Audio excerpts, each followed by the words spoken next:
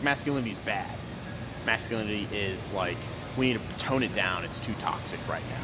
And it's not that masculinity is bad, it's that men are being taught bad things.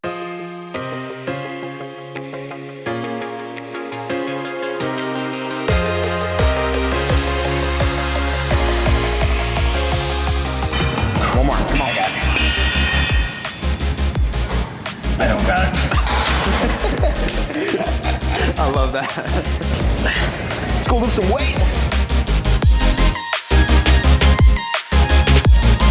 Snow. It's beginning to look a lot like Christmas. It's too much. Do you want to plant some trees with us? I know thanks. Tree huggers. All right, so I'm here with Sam Sayers, producer at the Leadership Institute, and we're gonna hit a workout. That's right. You have a pretty sick job. It's probably cooler than The average. a good amount. Yeah, so what do you do? How would you describe your job? How to describe And, my job? Hell, no, I'm just kidding. No, my job is managing studios day to day. So I have 3 studios that I oversee, filming high-end interviews, a lot of traveling. I do a lot of traveling as well, filming in different states, at Capitol buildings, on campuses. So, what's your thoughts on masculinity? Oh man, yeah, coming in hard. Wow. Starting right off. Nowadays, you have people saying that masculinity is like making a lot of money, doing it really well for yourself, being successful, happiness, or stuff. And then there's the other end of people who are like, masculinity is bad. Masculinity is like, we need to tone it down. It's too toxic right now. And it's not that masculinity is bad. It's that men are being taught bad things.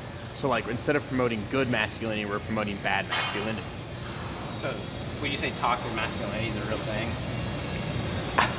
I think there's a form of masculinity that is bad, like I just said, and you could put the term toxic to it. Sure, like being overtly aggressive, thinking you're like all that, massive ego, massive pride, like that's masculinity that I think is not healthy. That's not real masculinity, and that could be toxic. Toxic's just the modern term for bad, or just like a more specific version of bad masculinity. So it can exist to an extent, but to overuse it downplays what you're really trying to talk about, which is bad masculinity versus good masculinity. Good traits of masculinity versus bad traits of masculinity. And you just need to find what those are. I mean, and you can find them in a faith, I think more often than not, some religious structure, such as Christianity. You can maybe find them in Islam and Buddhism and all that, but everybody's got a lot of different opinions on it. And then you have the secular version of it, which is, like I was saying earlier, being successful, being in charge, being in control of your day-to-day, like down to the minute. Right. And that's the idea of like, I'm a man, I'm in charge of everything I do, which is not bad, but then that puts everything on your shoulders. Do you think it's okay to still like chase after or like pursue money in those things, or do you think like those things just become a distraction? It depends on how much you put your focus onto it. So if you think money is the end-all be-all of being a man, then that's unhealthy, because it's not. I mean, you could talk to the richest person there is, the person who's like becoming the richest person, next richest person there is, Elon Musk, Joe Rogan, Jeff Bezos. I doubt they're gonna say like the real joy they find in life, the real happiness, the real form of masculinity they find is from the fact that they made so much money. Right. It's not. Elon might say it's inventing something, it's creating something, right. And that's good. That's a good masculine trait. Right. But to create something, you can't be destroying things at the same time. Sure. So you can't have this massive pride that is going to help like destroy somebody else's mentality or ego. And I think that even goes back to like biblically speaking, like wanting to create because we have a creator. You know? Yeah, it's something innate. Yeah, exactly. It's something deep down that everybody yearns for. So like creatives are kind of hailed as like, oh, you're really doing something cool because you're creating something. And there's a reason why we all kind of think that way. You don't want to like tell them that because creatives can be egotistical. But really most people are like, oh, that's respectable. Yeah. They're creating something. And that's because you have some deep obsession or deep love for creation because of a creator that put you in his image. Do you see that in what you do day to day, like the creativity that you have? Do you think that's like kind of God's calling for you, or that's something that you can like glorify Him through? I think so. I think to extent, I mean, you on day to day, I think everybody, no matter what you're doing, on some level, you're creating something. Maybe you just don't realize it. Like, maybe every once in a while I'm creating a video, I'm creating an edit for something, or I'm creating a shot that I really like, and I get those small joys I find in there. I know you start to notice those things, which is good, because that's the type of joy that a God would want you to feel or experience. It's hard to see that all the time though, because if you're doing some mundane job, say you're doing fast food work at McDonald's, and you just like, this is the worst. You know, I hate this. Every once in a while, you're gonna like, maybe you'll create some burger, some fry, and hand it to somebody, and it's some little kid. Maybe it's that kid's Happy Meal. But if that brings a smile on your face, it's because you created something for them as well. You created this meal for them, but at the same time, you created happiness in them. So that creation is what like really, I think, emboldens people to be more and be better. I'm not a big fan of the Smith machine, but Yeah, it's got that weird pull on it. one nice thing is like, one, if you're by yourself and you don't have someone to spot you, it's a lot easier to go to failure and not have to worry about it. Yeah, that's true. Don't want to kill yourself in your basement. Yeah, exactly. Nobody You're the there. only one there. Honey, dinner's ready. Just, Dead in the basement. oh, it's been a while. It's been a while. Did you have any good masculine influences growing up that taught you how to be a good man? Yeah, I mean, that's a good question. I've always thought about this when people ask those questions, and I'm like, man, I feel like I only have one answer, and it is the cliche one. Be my dad. I mean, I think for most guys, if you grew up in a family where you had a father figure that you respected, then you're gonna say your dad at some point. And I don't think it's cringy. Yeah. I think it makes sense. He was less of the get your hands dirty trade work, like do it yourself kind of guy. I mean, he could do trade work and DIY stuff, but that wasn't like his focus when raising us. He was more focused on our intellectual and spiritual self than anything else, which I respect, and I think is rare when it comes to more relationships with fathers nowadays. But there's a level of me that wished I had a dad that was more just like, hey, let's go break down a car real quick, or let's go haul this boat. A little bit more outdoorsy, a little bit more hands-on. That's a tricky thing, because it's like, I think it's important for men to be knowledgeable and capable. I think that's why people like James Bond so much, right? Is because he can do all these things. Oh, James Bond. Because he's like, he knows everything. He's capable with Right, everything. To right. some extent, you know? The ideal of a man is to be able to take care of any situation and looking cool as hell while you're at it. Exactly. And getting the babes. Sorry. Yeah. I was talking with my buddy the other day, and he was saying like, those types of things are a good servant, but a bad master. And so like they're good things to know. Oh yeah. But once that starts becoming like the ends to the means, right, then that's like it starts becoming bad, because it's like, if you're so capable that you're relying on yourself, then it becomes like it's a performance thing, and two, it's like an idolization thing. But then if you ever like get injured, or if you ever like lose your capability, I think if your identity is not in God, it becomes hard to not just put that on whatever the thing was you're most capable at. Like, say you're a pro athlete, and you get injured, it's like, if that's who you are, and that's all you care about, then No, it's over. yeah, exactly. Right. I think that ties into a further along I'd want to get with the conversation about good and bad masculinity is, I mean, what, and then you ask about father figures or like role models, and it's like, okay, who's the person I can really look up to as a masculine figure? Yeah. And if you look at every human being in your life, your father, a mentor, like these guys will have qualities of masculinity that you should respect and want to achieve yourself. But ultimately, they are human beings, they're fallen, they're sinful, and they cannot reach the expectations that you have for them when it comes to masculinity, and neither will you ever if you constantly look to them as your sole role model. Yeah. That you have to have a masculine figure that's higher than that, that's above that. That is perfection. Yeah. So you have to find that, and Yeah. it's usually God or Jesus as God as man, Jesus. Yeah. I mean, we want to look towards the perfection that he was, not that we could achieve it, but that we can glimpse at the perfection of the masculine traits that he has laid out. Yeah. Because, you know, and then every guy is going to look at the Christian faith and go, Jesus is kind of a wimp. It's all about loving and being subjugated to a God, subjugated to some faith or religion. It's like, that's not the case. Right. Love is not subjugation. Right. Caring is not subjugation. Right. Yeah, see, that's hard because it's like, that means James Bond isn't very manly. Like, if you're taking it from that standard, like, yes, he's super capable. Oh, but yeah. He's completely relying on himself. He's an orphan taken from his home with no father figure except for the government and trained to kill. Like, he can do some badass masculine things, but you don't want this guy near your kids. One half of this video is interview, the other half is making sure you can get gains.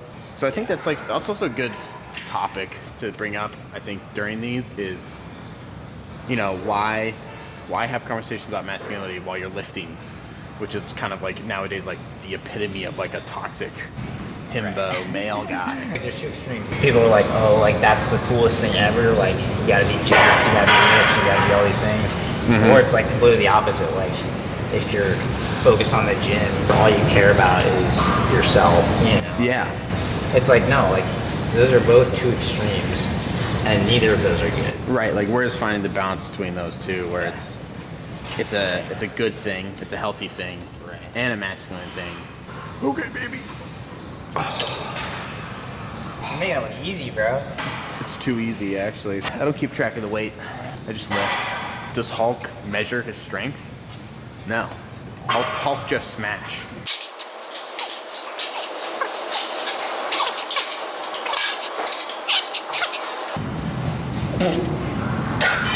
One more, come on. I got it. I don't got it. I love that. You had it, brother. I like the confidence. That's what you gotta keep telling yourself you have it. Yep. That's what I thought. I was like, maybe I can trick myself into thinking. Yeah. Is it at all important to be strong as a man? Yes. I mean, listen, let's get down to the basics. No offense to your crowd already, but like, men are inherently stronger. They're inherently higher density muscle mass. Oh no, I'm sorry. I'm sorry. But if that's the case, why? Like, why were we created for that fact? Why were we created to have such muscle? Well, it's probably because we were supposed to work with it to either provide in some way. Yeah. And I don't think getting strong is superfluous if you have the intent of like staying healthy, like for your family. Like if the intent is to get strong so you can better help those around you in some way, that's good. Like you just can't let the mentality of, oh, I'm getting buff because I want to look good, or I'm getting buff because I just want to like make people think, or make people look at me and think, oh, that guy's super ripped. And so it has to have a purpose, and the purpose could be providing, it could be competition, it could be like some sort of achievement of your body.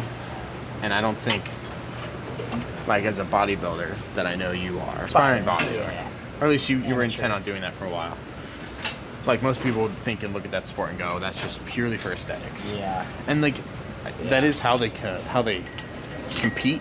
But I think it's like that with any sport. Right. Well, it's not about it, and when you really boil it down to its truth, it's not about them looking really good. It's about them becoming the best they could be in that area. And that endeavor is good. Becoming really, really good at something is a good thing. Having a talent, a gift. But yeah, pursuing some sort of gift you have. Yeah. And might be lifting weights. That's not a bad thing. And there's a lot of different conversations to get out about that. I mean, listen, talk to a Navy SEAL. He needs to be strong for what he does. David Goggins. You can't touch this, huh? It's necessary for some things. Yeah. And I've always had this thought, and it's kind of like, it might be a bit too morbid to put out there. I could be talking to the smartest guy in the world, invented something that's changed lives, and he's just brilliant. Everybody's like, this is one of the greatest men of our generation, possibly of generations. But if somebody walked up and shot him in the head, he'd be dead the next second. You know, like, I'm not saying that puts his worth down, or like, if he can't defend himself and he dies, then you just lost that man. Right? Net worth Like, 0. like, life can be so short, and death can be so quick that your gifts can be taken away from you. It's like, Yeah. how do I hold on to that? That's true. I think that kind of goes into trusting God to some degree too, though, because it's like you can only be so strong, you know, and you can only be so That's true. protective to some extent. Like, you gotta just trust God, because otherwise you're gonna always be living in fear, I guess. Physical strength seems to be the first one you think of, you know, but I do think emotional strength is good, Right. and mental strength, and spiritual strength for sure. But yeah, I think when I was younger, I realized like the reason I got into like sports and stuff so much is I was like trying to make up for like a lack of emotional strength with like physical strength. And I think that's something that's kind of set me back a lot, is that like whenever I'd feel frustrated or something, instead of dealing with the problem, I'd just go like lift weights or do sports or whatever, Right. you know. And I think that's better than some things. Oh yeah, you could have taken your emotions out on something completely different, and it would have been a way worse outcome. Right, but now I'm trying to like, I guess, deal with not having learned that as a kid, you know, and Yeah. trying to learn that now, and just to like be upfront with myself about my emotions. Yeah. Well, and you're touching on the topic that like is obviously front and center when you're talking about masculinity now and toxic masculinity. Like, people wanted to say that it's because men are repressing of their emotions, and it's like, to an extent, they're not wrong, but it's the solution is not to then tell them that they have to be completely emotional all the time, and that's more masculine, or that's what a real man's like, because it's not. I mean, what is the innate thing that made us want to, as men, not show those emotions in the first place? It's not because of what our fathers taught us. Not for me, at least. Like, my dad never once was like, hide your emotions, or don't show them, or be a man. He never was that explicit about those things. I just decided I didn't want to show people my emotions. Like, what is it inside a man that makes him want to do that? Yeah. Who knows? I think it's healthy to tell people what you're thinking and feeling. Right. Your strength physically, Yeah. emotionally, and mentally is limited by your here on Earth. Yeah. No, like, there's nothing you can solve by being strong in any of those three things all the way. Well, emotionally, yeah, mentally and physically. There's only one thing that's like out of this world, now there's flesh, that you need to be strong in, that really will give you strength eternally. And that's spiritually. That's your spirit. Because your mental capacity, your physical capacity, your emotional capacity will end. So what else is there? And if you don't think there's a spirit, that's tough. That's going to be tough to live with. You're going to get to a point in your life where you're going to realize, man, everything else is failing on me. What else is there in life that's like forever eternal and everlasting? If you don't even realize that it's a spirit, you're not going to find it. Because that's the only thing outside of your control. Yeah. It's in your control to accept the Holy Spirit into your life, but to retain it, that's tough. Yeah. That's sick. That takes strength. Yeah, and I think like ultimately, it's like, what's the point of any of these things if spiritual is all that matters? But I think those other three are kind of the way that you have to execute them. Spiritual strength needs to be executed through like emotional, mental, and physical strength. Well, if your spirit can fuel those three, then you're doing the right thing. Yeah, because we have bodies. We're here on Earth, you know. We have to deal with the fallen world. It exists. Like, you can't ignore the reality of those situations. Yeah. It's just whether you're going to accept the reality of the fourth thing, the spirit, to then influence those other three so they can be the best they possibly can be. And I mean Holy Spirit. I'm just saying spirit over and over again. I do think that like God put a drive and desire for us to be strong, and I think it's okay to be proud of that. You know, so it's okay to enjoy, you know, working out. I think that teaches a lot of other strengths. So yeah, because I love working out. Obviously, I didn't stop working out just because Right. that's not like the most important thing. It's still important, and I still love it, and I still enjoy seeing progress. Humans tend to want to grow and to change, usually into something better than worse. Did you up the lid on this? I did. Come on! Oh, dude, how? Lord said manna in the wilderness. I said s'more Pop-Tarts in DC. Pop-Tarts, modern day manna. All right, let's go. I wonder if I can even pick this up, dude. There are guys that actually lift this. Ronnie Coleman did 200s 200s? in each hand. 1, 2, 4, so 400. Benching, yeah, he was like. Dude, If that don't make you feel listen, weak, I don't love know. you, Ronnie, but doing that probably just was what made him crippled. I think he was actually from. From squatting? That's why you always skip leg. That's why you always skip leg day. Real men do legs. That's true. No, bro, you got the size and the strength, now you just gotta cut down to it. Yeah. That's the easy part. Cutting is easy. Yeah, I told you I getting the hardest. I like my Pop-Tarts. See, the thing about me is that I have this giant beard, so people are gonna be like, this guy can frickin', he's a licking lift. No. Back in the day, when I was a young buck, 500, easy. Listen, there are a lot of schools of thought from Greek times, philosophies. I think the fact that Stoicism has kind of gotten popular makes sense, only because I think it actually does have a strong intertwining with the Christian faith, in the sense that in Stoicism you're basically releasing control of the things that are not within your control. So you don't particularly focus on the things that you cannot keep a hand on and keep a hold of. Anything that you cannot directly influence, that is out of your grasp, you just think to yourself, it's fine, this could happen, this could happen. You list out the possibilities of what could occur, and then when they do occur, you're fine. There's no detriment to yourself, mentally, physically. I mean, if you say I could get in a car crash and get a car crash, yes, that'll harm you physically. But because you prepared for yourself for it, your mental state is not going to be affected. That's the theory, and that can work, and it makes sense. And if you're a Christian, that also makes sense, because you're basically, as a Christian, you're saying, I put my faith and my strength and my courage in a being that is of higher power. So anything that occurs to me here on this world is really just a drop in the water of eternity, so to say. I mean, there still has an effect on you. A death of a family member, Right. an injury, a disease, I mean, the loss of a house, financial loss, like these things obviously have an effect on you. And it's not going unnoticed. Is there like a higher power in Stoicism? No. None, not in Greek, I mean, So in what's Greek the ends culture. that it means? Is it just like self?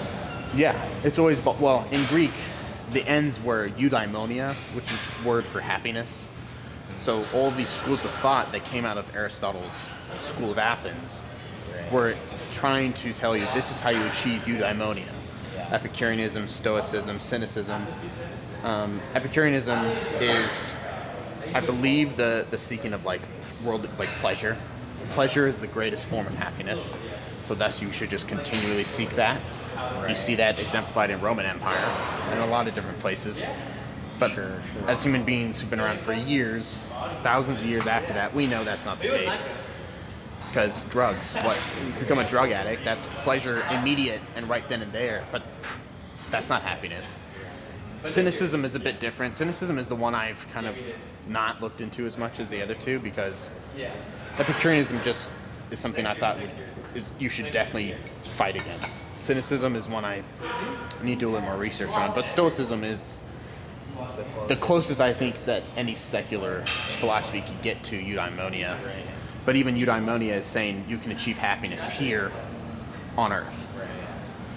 Yeah, the concept of sacrifice. Right, and it's still, and Stoicism still relies on yourself and your mental capacity to rid yourself of the worries that you constantly hold, and those worries being out of your control, to just ignore those. And as human beings, you can't just ignore everything out of your control, even though it is out of your control. It still bothers you. It still irks at you in some way. It still affects your soul, your spiritual self. And so how do you then approach? Sorry, damn this workout. I'll tell you, this is like hot wings, man. You're good. You can fish yourself. It's like a good practice to be working on your. And I see the point of this. Right. It's really cool, the idea that you're pushing yeah. your limits physically, and look how it affects that my ability to mentally push myself.